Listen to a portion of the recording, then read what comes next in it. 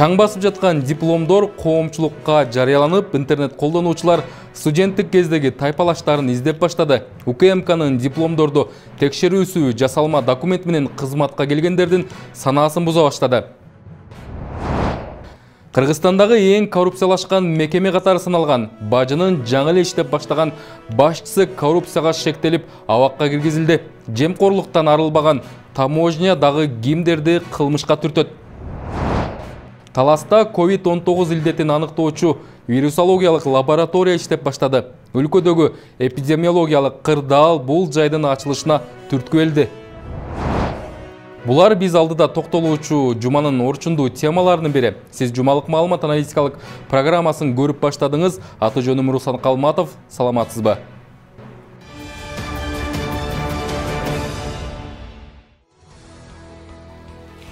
Бул жумада бир канча кадрлык өзгөрүүлөр болду. Алсак 17 январда коррупцияга шектелип кармалган бажы кызматынын төрагасы Адилет Кубанычбековдун ордуна 20 январда Самат Исабеков кайра төрага болуп дайындалды.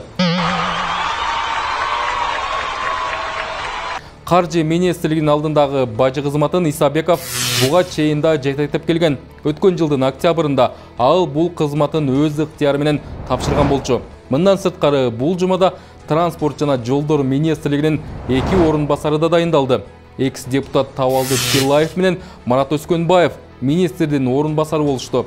Ал эми өзгөчө кырдаалдар министрдин орун басарлыгына Эделбек Кулматов келди. Ал өткөн жылда парламенттик шайлоодо бир мандаттуу Сузак шайлоо округунан шайлоого катышкан.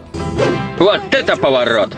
Мындан сырткары жогорку кеңештин бир депутаты бул жумада мандатынан ажырады. Борбордук шайлоо комиссиясы диплому жараксыз деп табылган Бүтүн Кыргызстан партиясынан депутат Орозайым Нарматованы мандатынан айрыды.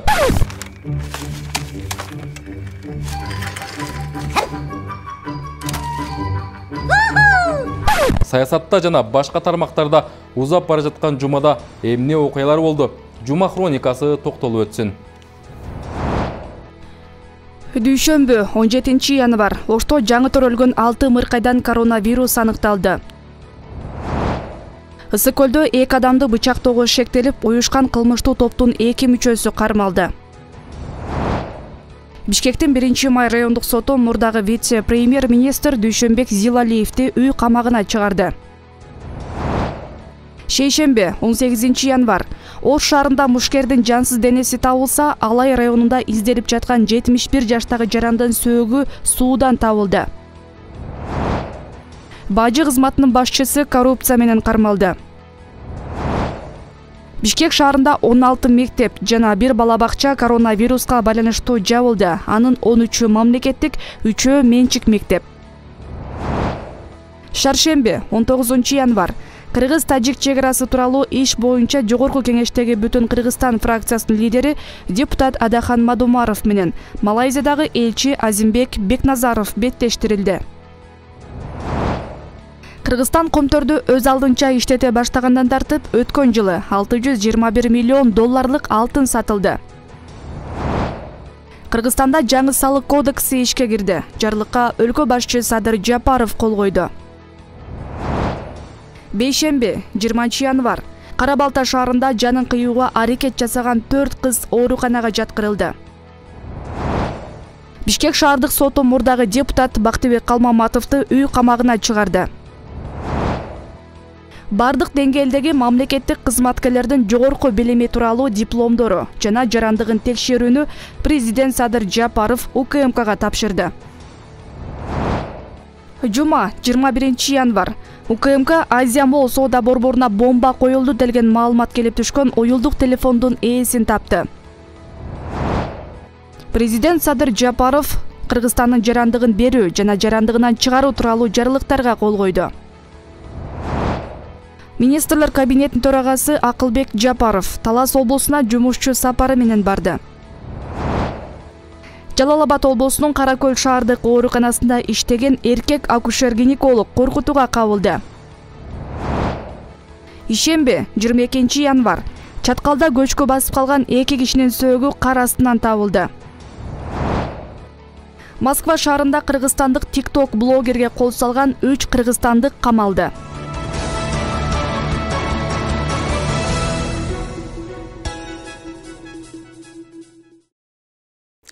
Депутатты мандатынан ажыраткан дипломчыры бардык аткаминлердин жогорку билимин текшерүүгө негиз болду. Президент Садыр Жапаров бул жумада улуттук коопсуздук мамлекеттик кызматына тапшырма берип, жогорку кеңештин депутаттары, президенттик администрация, өкмөт мүчөлөрү жана айыл өкмөт башчыларына чейин дипломдорун текшерип чыгууну тапшырды. Атайын кызмат бул иштерди келе жаткан аптада баштайт жана текшерүү иши 3 айга созулат. Улуттук коопсуздук мамлекеттик кызматы алдын ала жасалма диплом менен иштеп жаткан мамлекеттик кызматкерлерге кайрылып, ээлеген кызматын өз ыктыяры менен бошотууга чакырды. Эгерде жогорку билими жасалма экендиги аныкталса, кылмыш жоопкерчилигине тартылаарын да эскертүүдө. Адистер жана активисттер жасалма диплом менен кызматта тургандар арбын экенин белгилешет. Бул Кыргызстан эгемендүүлүк алган жылдардан кийинки билим берүү системасындагы башаламалыктардын кесепети экенин айтышат. Өлкөдө биринин артынан бири ачылган жогорку окуу жайларда кезегинде массалык жасалма дипломдор сатылып, канчаларын кызматка көтөргөн. Ошондуктан дипломдорду текшерип гана тим болбой, аны жасоого жана берүүгө жол ачкан билим берүү мекемесиндеги системаны оңдоону белгилешет. Бул апта ортосунда жогорку кеңештин депутаты Орозайым Нарматованын диплом чырына чекит коюлду. Анын Жалал Абад мамлекеттик университетинен алган диплому ректордун буйругу менен жараксыз деп таанылды. Ага окуу жай жетекчилиги төмөндөгүдөй себептерди белгиледи. Ошондой эле Жамбылда атайын комиссия түзүлүп, диплом ким тарабынан берилгени да иликтенүүдө. 9-10 семестрдин экзамендик ведомстволору жокко чыгарылды. Ректордун буйругу менен жокко чыгарылганына байланыштуу автоматтык түрдө окуу программасы аткарылбаган болуп калды. Окуу программасы аткарылбай калгандыгына байланыштуу мамлекеттик экзамендерге кирүү буйругу дагы жокко чыгарылды. Мамлекеттик экзамендерге кирүү буйругу жокко чыгарылганына байланыштуу Жалал Абад мамлекеттик университетини берген диплому кайра артка чакырылып алынды. Бул комиссия дагы акыр аягына чейин карап чыгат болуш керек. Ана тиешелүү кишилерге дисциплинардык, тартиптик жазалар көрүлөт. Диплом жараксыз деп табылган соң БШК Нарматованын депутаттык мандатын кайтарып алды. Жаңы мыйзамга ылайык эл өкүлү жогорку билимдүү да болушу керек. Буга чейин бир нече саясатчылар мыйзамсыз диплом алууга айыпталып, айрымдарына кылмыш иши козголгон. Алардын арасында Орозайым Нарматовадан башка мурдагы депутат Рыскелди Момбеков жана Жалал Абад облусунун мурдагы башчысы парламенттик шайлоого Бүтүн Кыргызстан партиясынан талапкерлигин койгон Кыямбек Сатыбалдиев дагы бар. Мындай диплом чырларынан кийин президент Садыр Жапаров УКМКга бардык деңгээлдеги мамлекеттик кызматкерлердин жогорку билими тууралуу дипломун жана кош жарандуулук боюнча масштабтуу текшерүү жүргүзүүнү тапшырды. Мамлекеттин бул саясатын көпчүлүк колдоого алып, бирок текшерүү иштери тандалма эмес, баарына тегиз жүрүшү керектигин билдиришет. Көптөгөн жетекчилер дипломду сатып алып, кызмат ордундарында отурган бүгүнкү күндө ошолорду иликтеп чыкса абдан көбү чыгат. Абдан көбү квалификациялык талапка жооп бербей иштеп аткандар бар. Мисалы үчүн электриктер, эколог болуп кеткендери бар. Мисалы үчүн көбүрөөк ишке ашса экен, ошо эгерде дипломдорун текшерип баштадыбы, бардыгын текшерсин дагы, чыныгы мыйзамдуулукту орнотуп берсе, бул бардык коомчулукка деле жакшы болот. Текшерүү иштери 24 январда башталып, 3 айлык мөөнөт берилди. УКМКдан облус, район жана айыл аймактардын башчыларын, министрлер кабинетинин, президенттик администрациянын кызматкерлерин, жергиликтүү, шаардык жана парламент депутаттарын, укук коргоо жана сот органдарынын өкүлдөрүн текшерүү пландалганын кошумчалашты. Эң туура кылды. Буну ал деле айласыздан жасап атат да. Эмне үчүн? Себеби уламдан улам эле бирөө депутат болобу, же министр болобу келип эле дипломдун жасалмалыгы жөнүндө маселелер улам мындай күчөп көтөрүлүп атат да. Өзү мындай болбош керек болчу нормалдуу коомдо. Ошол бир депутат кызынын айла чекесиндеги болгон ажиотаж ушул нерсеге алып келди да. Ошону эске алды дагы, менимче Садыр Кожоевич туура тапшырма берип атат. Учурдан пайдаланып биздин ошол дипломдорду берип жаткан университеттердин абалдары кандай экен? Алар эмне үчүн коррупциялык иштер үчүн малынып алышты. Ошону оңдоп алуу мезгили келдиби дейм да. Атайын кызмат акыркы жылдары жасалма дипломдор менен мамлекеттик кызматка өтүү фактылары көбөйгөнү байкалганын белгилейт. Анын алкагында бардык мамлекеттик жана муниципалдык кызматкерлердин өздүк иштери жана билими тууралуу диплом, күбөлүк сертификаттары текшерилет. УКМК жасалма документтери бар мамлекеттик жана муниципалдык кызматкерлерди бардык деңгээлдеги депутаттардын ээлеген кызматын өз эрки менен бошотууга чакырып, алдын ала эскертүү берүүдө. Аккредитация маселесин биринчи орунга коюш керек. Ошондо эле билинип калат. Кайсыл университет кандай, кайсыл багыт боюнча диплом берип аткан факультеттердин акыбалдары кандай. Алардын өздөрүнүн реалдуу мүмкүнчүлүктөрү бар, ошондой жогорку даражалуу кесип даярдап анан диплом берип койгонго. Бизде керек болсо бардык багыттар боюнча диплом бере турган бир өлкөгө айланып калбадыкпы? Вот ошондон башташ керек. Диплом мыйзамдуулугун текшерүү жараянына айрым саясатчылар караманча каршылыгын билдирүүдө. Алсак жогорку кеңештин депутаты Исхак Масалиев дипломун текшерүүгө таптакыр тыюу саларын, эгер окуу жай жетекчилиги кимдир бирөөлөргө анын окуу архивин берсе, сотко чейин кайрыларын социалдык тармактагы баракчасына жазды. Масалиевдин эгер дипломдо кемчилик болбосо, эмне үчүн ага каршы экенин сурашкан. Ага депутат каалабайм деген жообун берген. Ал ортодо коомчулукта президент Садыр Жапаровдун диплому тууралуу сөз козголуп, аны текшерүү боюнча кептер тараган. Садыр Жапаров окуган Кыргыз-Орус Славян университетинин жетекчиси коомчулукта кызуу талкуу жаратылгандыктан комментарий берүүнү чечкен. Ректордун айтымында Жапаров Кыргыз Республикасынын жогорку кеңешинин депутатынын конституциялык укуктук статусу темасындагы дипломдук ишин 2006 жылдын 19 майында эң жакшы деген баага жактаган. Өлкөдө 33 мамлекеттик жана 40 мамлекеттик эмес жогорку окуу жайы бар. Адистер жогорку билимин тастыктаган диплом сатып алуу жараяны 1995 жылдардан кийин күчөгөнүн, ага өлкөдө жайнаган жогорку окуу жайлардын көбөйүшү негиз болгонун белгилешет. Мамлекеттик кызматкер Абдулла Камбаров 2006-2007 жылдары Жалалабад мамлекеттик техникалык окуу жайын жоюу иштеринде комиссиянын төрагасы болуп катышкан. Камбаров аталган жогорку окуу жай талаптарга жооп бербегендик үчүн жабылган дейт. Биринчиден биз мамлекет ошолорго шарт түзүп берип койдук. Ошол билимге татыктуу боло турган ар жагында бир илимдүү бала барбы, жокпу экенин билбестен эле алардын баардыгын штамповка кылып чыгаруучуга биз окуу жайларды ачып берип койдук. Лицензия берип койдук же болбосо. Экинчиден эми ар бир бала билимдүү болуш керек. Аракет кылышат экен, алар окуп келишти. Бирок ошол эле учурда ошол балдарыбыз окубастан эле сырттан жүрүп штамповка кылып дипломдорду алууга жетишти да. Учурда социалдык тармактарда дипломдорду текшерүү жараянына байланыштуу кезегинде билим алган окуу жайларды, тайпалаштарын жана документтерин жарыялоо өнөктүгү башталды. Социалдык тармактын колдонуучулары интернет аркылуу кайсы бир кездеги студенттик күндөрүн жана ошол учурда чогуу окуган курсташтарын издөөгө киришти. УКМК текшерүүнүн жыйынтыгы боюнча коомчулукка маалымат берип турмай болду. Бүбүсара Орозалиева, Шерзат Эгембердиев, 7-канал, Атайын жумалык үчүн.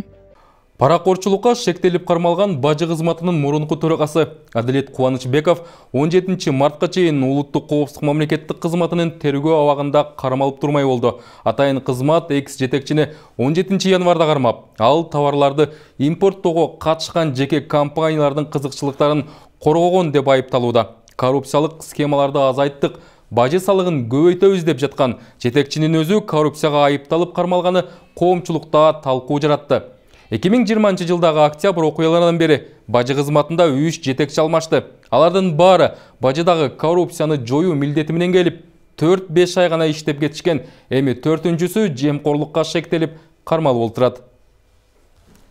41 жаштагы Адилет Кубанычбеков бажы кызматына өткөн жылдын октябрь айында дайындалган. Министрлер кабинети жаңы жетекчи бажыдагы салыкты 2,5 эсеге көбөйтүү тапшырмасы менен баратканын айтып ишеним арткан болчу. Кыска аралыктын ичинде жетекчи коррупцияга аралашуусу мүмкүнбү? Бийликтин ишени менен эмнеге чыгып калды? Кабарчыбыз билип көрдү. Коррупция менен кармалган бажы төрагасынын ордуна башка жетекчи келди. Министрлер кабинетинин төрагасы Акылбек Жапаровдун буйругу менен Самат Исабеков кайрадан финансы министрлигине караштуу мамлекеттик бажы кызматынын төрагасы болуп дайындалды. Аны 20 январда бажы кызматынын жамаатына министрлер кабинетинин жетекчисинин биринчи орун басары Арзыбек Кожошев тааныштырды. Самат Исабеков былтыр 7 июнда бажы кызматынын төрагасы болуп дайындалып, 26 октябрда кайра кызматтан алынган. Аны менен кошо 2 орун басары да башка ишке өткөндүгүнө байланыштуу деген негизде кызматтан кеткен. Исабеков бул тармакта 1996 жылдан бери иштеп келет. Адлет, вы считаете себя виновным? Нет, конечно. Ал арада коррупцияга шектелип кармалган бажы кызматынын жетекчиси Адилет Кубанычбековдун баш коргоо чарасы каралды. Бишкектин 1-май райондук соту аны 17 мартка чейин атайын кызматтын тергөө абагында камакта калтырды. Кубанычбеков өзү айыптоолорду четке кагууда. Как? У адвоката может здесь. У адвоката? Бул учурда УКМКнын имаратынын жанына 70-ке жакын адам плакаттар менен чогулушту. Алар Адилет Кубанычбековду үй камагына чыгарууну суранышты. Ошондой эле президент Садыр Жапаров менен мамлекеттик комитеттин жетекчиси Камчыбек Ташиевден Кубанычбековдун ишин тыкыр иликтеп, аны үй камагына чыгарууну дагы бир жолу сурануу үчүн УКМКга барышкан. Чогулгандар түшүнүксүз коррупциялык махинациялар үчүн бейкүнөө адам камакка алынган деп эсептешет. Ошол жерде жашаган адамдар да келген бул жерге. Ушундай жөндөн эле таза адамды коррупционер деп туруп күйгүзүп атат да. Белгилей кетсек, мамлекеттик бажы кызматынын төрагасы Адилет Кубанычбековго кылмыш жаза кодексинин коррупция беренеси менен кылмыш иши козголду. Атайын кызматтын иликтөөсү боюнча бажы кызматынын жетекчилиги товарларды импорттоого катышкан жеке компаниялардын кызыкчылыктарын колдоп, аларга жеңилдетилген шарттарды түзгөн. Бажылык тариздөө мыйзамы одуну бузулуп, параны системалуу алып туруу үчүн жашыруун схемалар колдонулганы аныкталган. Жетекчилери жана түзүмдүк бөлүмдөрүнүн жетекчилиги катышкан бажы кызматындагы ирек коррупциялык иштер боюнча маалыматтар алынган. Мындан тышкары бажы кызматынын жетекчилиги жеке байуу максатында компаниялар көрсөткөн бажы кызматтарынын баасын негизсиз ашыра баалап тургандыгы аныкталды. 1,5 айдан бери биздин бажы тармагында болгон потенциал өтө чоң экенин байкадым. Эсиңиздерге сала кетсек, Кубанычбеков бажы кызматынын башына былтыр октябрда келген. Башкача айтканда эми гана 3 айдын жүзү болгон. Мурда жеке ишкерлик менен алектенгени айтылат. Дайындоо учурунда ага бажыдан түшкөн каражаттын көлөмүн 2,5 эсеге көбөйтүү милдети коюлган. Башкача айтканда бажыдан өткөн жылы 38 миллиард сом түшкөн болсо, эмдиги жылы аны 105 миллиард сомго жеткириши керек эле. Бирок жыл айланбай өзү коррупцияга айыпталып кармалып отурат. Бажыдагы адамдар өздөрү билет кайсы жерде жылчыктар бар, кайсы жерде уурлуктар болуп келген, кандай схемалар бар. Ошолордун ичинен кадр тандоо бизде оор болуп жатат да. Билимдүү, компетенттүү адамдарды койбосок бажы тазаланбайт. Бажыдан биздин бюджет көз каранды. Бүт өлкөнүн абалы, экономиканын абалын дагы бажынын төлөмдөрүнө түз байланыштуу да. Кыргызстанда акчанын баары бажыда экени, бажы аркылуу өлкөнү байытса болору айтылып келет. Бирок учурда бажы кызматкерлери таза иштемек тургай, короосун башкача айтканда иштеген жеринде таза кармай албай жаткан чагы. Мисалга, мен азыр Кыргызстан менен Өзбекстанды байланыштырган эң чоң достук чек ара бекетинде турамын. Эки өлкөнүн аралыгы 20-30 кадам болгону менен айырмачылык асман менен жердей. Мындагы сырткы көрүнүшү көркү гана эмес, элге кызмат көрсөтүүсү, тейлөө сапаты дагы сынга кабылып келет. Иши түшүп, ошол бекет аркылуу өткөндөр балким мендей болуп намыстанган чыгаарсыздар. Ал бекет аркылуу эки өлкөнүн жарандарынан сырткары чет элдиктер да өтөт. Ошол жердеги өтмөктүн кебетесин көрсөңүз намыстанбай кое албайсыз. Эки өлкөнүн арасы 20-30 кадам, айырмасы асман менен жердей. Алар тарапка өтсөңүз баары жаркырайт. Жаңы ремонт, жарык, элге кызмат көрсөтүү тийиштүү деңгээлде. Бизге кадам таштадың, капкараңгы, чаң, таштак жол, кайда басарыңды билбей чалынасың. Тартип жок. Акчанын баары ошол жердего. Балекетти жегир бажычылар жок дегенде коңшулардын жүзүнө тике кароо үчүн болсо да ошол жерде ремонттоп койгулачы. Сураныч жарылып эле кетпей атасыңар да, жей берип өтө намыстандым. Ой ата, биздин таможниктер ушунчалык намыссызбы деп таң каласың. Ушул жерде иштеген таможниктер баары байлар, сыгып койсо гүл кылып салмак. Кекиртектери кернейлер, начальниктери хам болсо керек. Казакстан менен Кыргызстандын таможнясында дагы дал ушундай абал. Ак жол өткөрмө бекетинде дагы ушундай абал. Президент Садыр Жапаров 2021-жылы бюджет 30 миллиард сомго өскөнүн, мында салык жана бажы төлөмдөрүнүн ашыкча аткарылуусунан улам жетишилгендигин билдирген. Жаңы өкмөт бажыдан казынага түшчү сумманы 2 эсе көтөрүүнү убадалап чыккан. Саясат талдоочу Төлөгөн Келдебаев бажыдагы каражаттар сол чөнтөккө сомолбой, түз казынага түшчү болсо, өлкө бардык сырткы карыздарынан 3-4 жылда эле кутула алат деп эсептейт. Ал үчүн алгач бажы кызматы коррупционерлерден тазалануусу керек. Таможниктер бар Кыргызстанда эң байлардын көпчүлүгү бул бажы кызматында иштешет.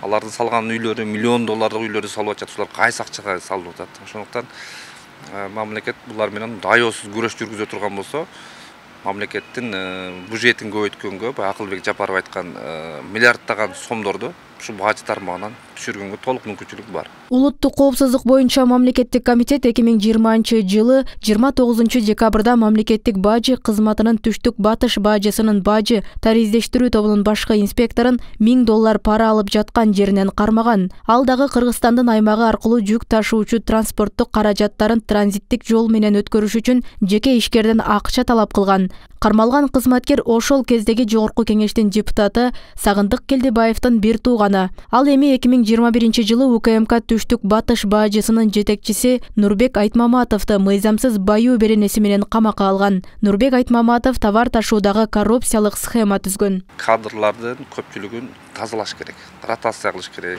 Алардын көпчүлүгү 20-30 жылдан бери азыркы 70% бажы кызматында иштегендердин бардыгы бул коррупция менен алектенип келишкен, мыйзамсыз байыгандар. Себеби коррупциянын эмгек жааматы өзү бир 200 адам тегерегинде болсо керек. Анын коррупция менен иштегендери бир 40-50 адам эле жасайт да. Калгандары жөн катарда кызматкер болушу мүмкүн. Бардыгы жасай албайт, анын бир 30-40 адам эле жасайт. Бүгүнкү күндө анын бир 20-30 кызматтан кетсе, дагы бир 20-30 кызматта калган. Ошолордун бардыгын тазаласа, бүгүнкү күндө мамлекетке көбүрөөк акча түшкөнгө шарт түзүлөт.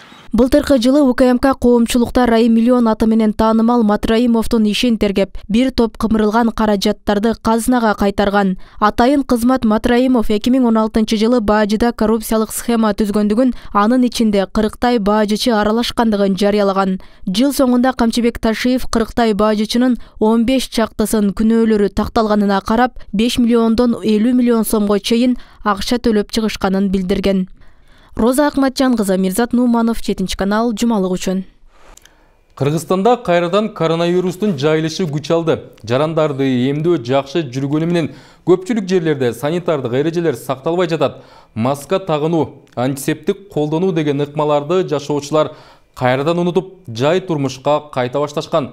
Бирок илдеттин кезектеги толкуну дарыгерлердин шашысын алып, тездик менен жайылып баратканы байкалат. Орнун очогу катары Борбор кала азыр кызыл зонада турат. Эпидемиологиялык абалга карап, жергиликтүү бийлик өз алдынча чектөөлөрдү кабыл ала баштады. Бул багытта дарыгерлер эмне дейт? Кабарчыбыз угуп көрдү.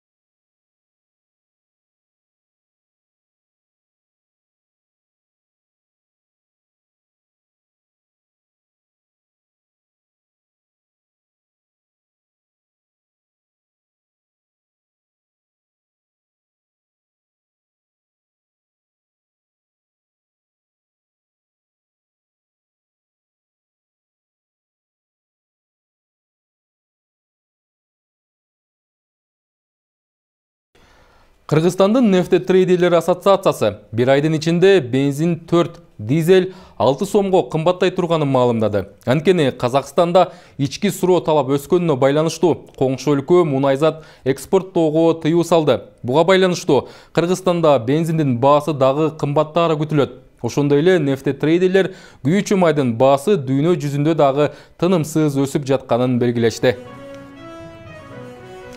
Узап бара жаткан апта мына ушундай жаңылыктар менен коштолду. Жумалык маалымат аналитикалык программасын акырына чейин көргөнүңүзгө ыраазычылык билдиребиз. Жаңы апта жакшы жаңылыктар менен коштолсун. Ар бир үй бүлөгө бакубат жашоо жана өзүңүзгө бекем ден соолук каалайбыз. Амандыкта көрүшөлү, саламатта туруңуз.